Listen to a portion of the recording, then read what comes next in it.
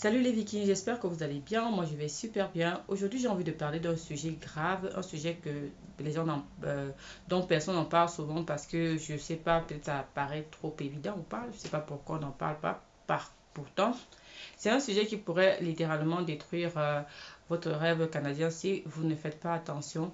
J'ai vu beaucoup d'immigrants, beaucoup de personnes qui, y compris moi-même souvent, tomber dans ces pièges-là parce qu'on n'en parle pas, comme je disais, et les gens ignorent.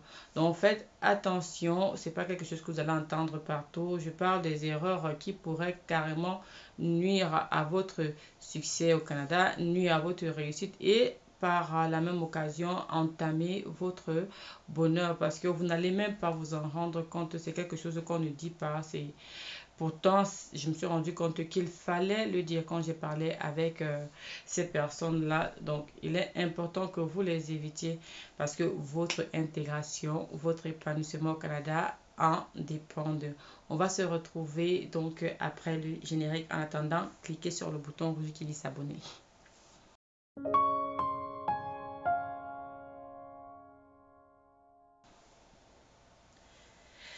Nous voilà après le générique. Si ce n'est pas encore fait, je te rappelle, clique sur le petit bouton qui dit que s'abonner et si tu veux, tu me laisses un petit pouce bleu.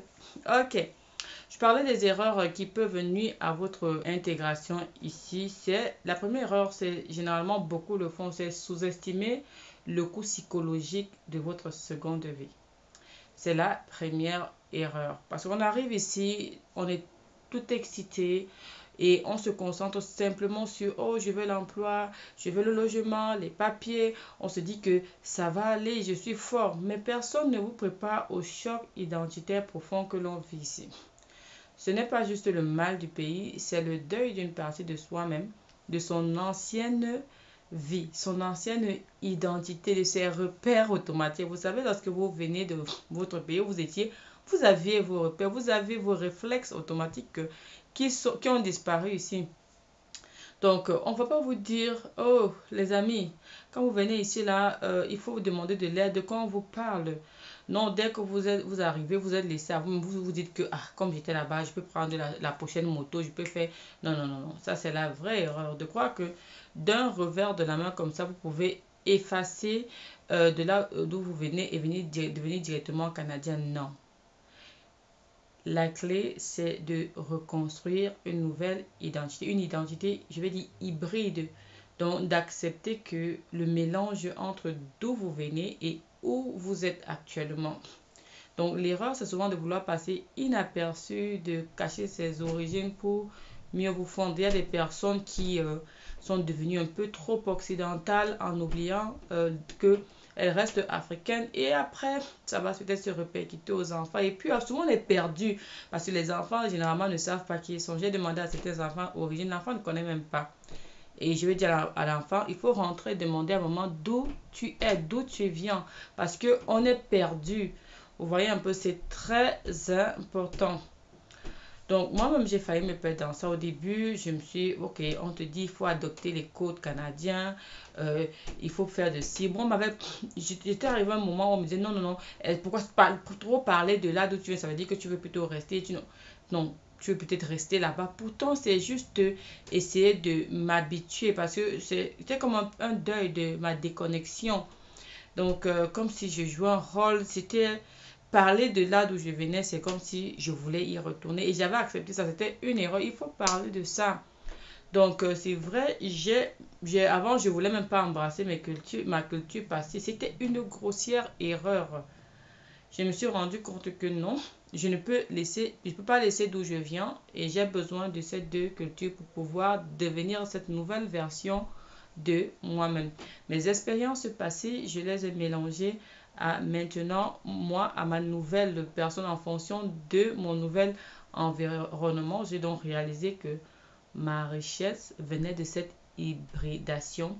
Et c'est là que j'ai commencé à me sentir vraiment chez moi. Je ne jette rien. Et ceux qui ont réussi ici, c'est ceux qui ont compris cela. Il ne s'agit pas de rejeter un, mais d'accepter. C'est pas de rester non plus là-bas seulement. Non, c'est d'arriver et de trouver une version hybride. La deuxième erreur fatale, c'est le mythe de la connexion facile. Donc, le danger du purement réseautage purement professionnel, c'est-à-dire vous faites des rencontres en vous disant que c'est seulement pour l'emploi. Vous oubliez souvent que au-delà de l'emploi, il y a la socialisation, connecter avec des gens réellement, profondément, authentiquement, de rester authentique. On va vous dire, allez sur LinkedIn, aller au salon de l'emploi, c'est nécessaire, certes. Mais l'erreur fatale, c'est d'oublier la construction des liens humains. Si quelqu'un vous approche aujourd'hui, si vous ne pouvez pas lui offrir ce qu'il veut, allez, hop, on vous met aux oubliettes, on avance. Ça, c'est... Et après, on va se retrouver à un moment donné un peu déconnecté seul. Moi-même, j'ai failli faire cette erreur-là et je me suis tout de suite rattrapée. C'est ce que je ne veux pas que vous fassiez. Oui, il faut chercher de l'emploi, mais quand vous allez vers les gens, c'est pas simplement de prendre de... Non, c'est aussi d'apporter quelque chose à cette personne-là. Parce que c'est vrai que la réussite professionnelle au Canada dépend énormément du fit culturel et des références personnelles. Mais votre futur employeur ou collaborateur veut savoir si vous êtes une personne fiable, avec qui il sera agréable de travailler au-delà de vos compétences. C'est pour ça qu'ici, là, quand vous vous recrutez, on demande automatiquement de donner des références. Si vous n'avez pas des références, oubliez, personne ne va vous calculer, quoi. Donc, l'erreur, c'est de ne chercher que des contacts utiles et non de véritables amis. Vous êtes parti, vous avez oublié des amis là-bas, mais vous, quand vous arrivez ici, là, ok, c'est bien beau, vous allez appeler vos amis là-bas, rester connectés, mais si vous avez un souci là, est-ce que ce sont ces amis là-bas là qui vont venir vous aider ici? Non. Parce qu'il est important, parce que généralement les gens oublient que les connexions les plus solides naissent souvent dans des contextes non professionnels. Parce que ce sont des personnes qui vous connaissent personnellement, qui ont ri avec vous, qui ont partagé une histoire avec vous. Ils vous ont vu dans un cadre moins formel. Et ils seront plus enclins à vous aider. Et lorsqu'on va dire quelque chose, ils vont dire, ah, telle personne, à vous recommander, à vous ouvrir des portes insoupçonnées. Je vous dis parce que moi, ça m'est arrivé. Donc moi, je vais juste partager mon expérience avec vous afin que vous appreniez de mes erreurs. Ne commettez surtout pas les mêmes erreurs que moi. Ça sert à quoi ça? Je vais vous servir à quoi si je ne vous dis pas, par exemple, que voilà l'erreur que j'ai faite, évitez. Donc, comment ça, j'ai failli le faire honnêtement. J'étais toujours dans le cadre, non, je m'en vais, ok, est-ce que tu connais tel producteur, tel réalisateur? Non, non, j'étais obsédée par le réseautage industriel, honnêtement. Si tu veux pas m'apporter, j'ai failli faire cette... C'est après que je me suis rendu compte que les personnes même qui m'aidaient, c'est des personnes avec qui j'ai tissé de vrais liens. Et c'est elles qui m'ont soutenu, c'est elles qui m'apportent. Donc souvent, quelqu'un va rester, m'appeler, est-ce que tu as pensé à telle chose? Est-ce que tu as pensé à cela? Et là, c'est parce que j'ai tissé des relations au-delà du professionnel avec eux. Donc, il y a même souvent des voisins et des personnes avec qui vous faites du sport qui vont devenir des collaborateurs, des enseignants qui vont vous dire, ok, oh, tu veux faire telle chose, voilà ce que je peux t'apporter. Tu peux même pas, est-ce que tu peux imaginer qu'un enseignant peut t'aider dans le domaine cinématographique? Non, même pas un rêve. Pourtant, c'est possible. C'est possible. C'est pourquoi il ne faut vraiment jamais sous-estimer quelqu'un parce qu'il peut avoir une information, il peut avoir la clé, il peut avoir tellement de choses. Donc, c'est vraiment important de ne pas commettre ces erreurs, à se concentrer sur le professionnel. Si ce n'est pas dans votre domaine, ça ne vous intéresse pas, non, j'ai pas le temps, tout et tout. Parce que c'est des choses que je... Ah non, j'ai pas le temps. Non, vraiment, j'ai pas le temps pour ça. Donc, c'est très important. La troisième erreur, c'est d'ignorer la boîte à outils de la culture d'entreprise canadienne. Ça, c'est une mine terrestre pour votre carrière. D'ignorer ou mal interpréter ce que je vais appeler la boîte à outils de la culture d'entreprise canadienne. Vous avez des diplômes, est-ce que vous avez de l'expérience? C'est bien. Mais si vous ne maîtrisez pas les codes invisibles du travail, si vous risquez de vous heurter à des murs, ce que vous n'entendez pas ailleurs, on ne vous parle pas. On vous parle généralement de la ponctualité, l'esprit d'équipe. Ça, c'est le B à bas. L'erreur fatale, c'est de ne pas comprendre la communication indirecte ou la communication non verbale. La culture du consensus qui sont souvent prédominantes au Canada. Surtout dans les grandes entreprises. Parce que vous voulez dire, ah, je veux entrer dans une grande entreprise, je veux faire ceci. Mais est-ce que là-bas, j'ai vu des personnes ici qui ont perdu leurs travaux. Un enseignant, par exemple, qui vient directement du Cameroun pour enseigner au Canada, il est perdu parce que les codes ne sont pas les mêmes. Ce qu'on fait là-bas, ce qui est permis là-bas n'est pas permis ici. Donc, du coup, on ne va pas lui dire, on ne va pas venir dire qu'on ne fait pas ça généralement. Il va seulement avoir la convocation, que vous êtes convoqué, vous avez fait telle chose. Par exemple, si on évite la confrontation directe, On va venir, il y a des personnes qui peuvent venir t'agresser. Et normalement, ils n'ont pas le droit de venir te parler. Si par exemple, que tu vois quelqu'un qui fait mal quelque chose, tu vas directement lui demander, ça c'est une erreur. Donc, il y a beaucoup de petites choses comme ça qu'il faut apprendre. Parce qu'au Canada, on privilégie l'harmonie. Donc, exprimer les désaccords un peu trop brusquement, monopoliser la parole, ne pas faire équipe, même quand on a raison, peut être perçu comme un manque de professionnalisme. De même, la culture du feedback est très, très différente. Elle est souvent enveloppée, constructive, et il faut apprendre à le décrypter et à la demander activement. Donc, il y a un monsieur ici qui est venu, il a perdu le travail parce qu'il ne connaissait pas les codes, ces codes-là. Et pourtant, il avait eu une opportunité en or. Malheureusement, ne connaissant pas ce code-là, il a perdu son emploi. Et quand c'est comme ça, c'est fiché parce que ces personnes qui pouvaient être ses références pour les prochains emplois ne le seront pas. Parce qu'on va dire, ça n'a pas vraiment été ça, quoi. J'ai vu des personnes qu'on a sabotées. Donc, il y a beaucoup de choses ici, là, dans la culture d'entreprise. C'est tellement, tellement... ça a l'air simple, ça a l'air basique, mais vous ne savez pas ce qui se passe derrière. Donc, venant de la culture de l'on vient, on est direct, parfois, on est trop frontal dans nos opinions.